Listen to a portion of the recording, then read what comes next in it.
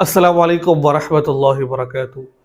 ये सवाल पूछा जाता है कि मियाँ बीवी हम मिसरी करते वक़्त एक दूसरे की शर्मगाह को देखें, तो क्या ये देखना जायज़ है?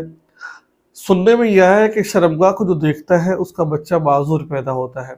इसके बारे में शरीयत क्या-क्या उसूल और ज़ाब्ता है, आइए आज हम इस पर बात करते हैं। देखिए मेरे प्यारे भाइयों, दोस्तों और पर्दे बहकर सुनने वाले गयूर बहनों, हज़रत आयशा सिद्दीक़ा रज़ी अल्लाह तआला अन्हा के बारे में आता है, वो फरमाती है कि मैंने न कभी रसूलुल्लाह सल्लल्लाहु अलैहि वसल्लम की शर्मगाह को देखा, न कभी रसूलुल्लाह सल्लल्लाहु अलैहि वसल्लम ने मेरी शर्मगाह को देखा। हमने कभी एक दूसरे की शर्मगाहों को नहीं देखा है। इसके बारे में शरीयत ये कहती है देखना तो जायज़ है। हुन्ना लिबासुल लकुम व अंतुम लिबासुल लहुन, मियाँ बीवी एक दूसरे का सतर है। देखना तो जायज़ है, हर चीज़ देख सकते हैं, लेकिन नहीं देखनी चाहिए।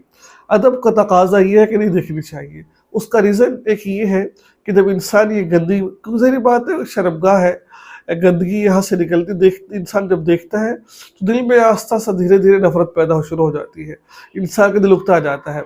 तो इसलिए कहा गया कि जब इंसान बीवी से मिसरी करे तो अपने ऊपर कपड़ा ओढ़ ले, कोई ऐसा काम करे ताकि शर्मगाह को ना देखना पड़े। लेकिन एक बात तहकीक और साइंस से बात साबित है कि जो यानी शर्मगाह करते वक़्त शर्मगाहों को देखते हैं, उनको निस्यान की बीमारी पैदा हो जाती है। आपने देखा होगा बहुत सारे लोग क्या कर रहे होते हैं, कहते हैं कि भाई मुझे पता नहीं मैं रख कर कहाँ भूल गया, मैंने फलाँ काम किया, पता नहीं क्या हो गया, फलाँ डिब, यानी किस तरह की बातें कर रहे होते हैं, रख कर भूल जाते हैं, चीज़ रख कर भूल जाते हैं, काम करने को भूल जाते हैं।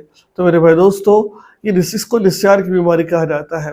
बहरहाल बच्चे पर असर पड़ता है कि नहीं पड़ता है, बात कहते हैं कि पड़ता है बच्चे पर असर, लेकिन कोई हकीकत की बात नहीं है ये। लेकिन अदब का तकाज़ा ये है कि शर्मगाह को ना देखा जाए, ठीक है? वरना ये तो पक्की बात है कि इंसान निस्यान की बीमारी में मुब्तला हो जाता है, इंसान को भूलने की बीमारी लग जाती है। तो जो शरीयत के लिहाज से देखना जायज़ है, अदब का तकाज़ा है कि ना देखा जाए। तो मुझे उम्मीद है कि ये मसला आपको सही तरीके से समझ आ गया होगा। दुआ में याद रखिएगा। अस्सलामु अलैकुम व रहमतुल्लाहि व बरकातुहू।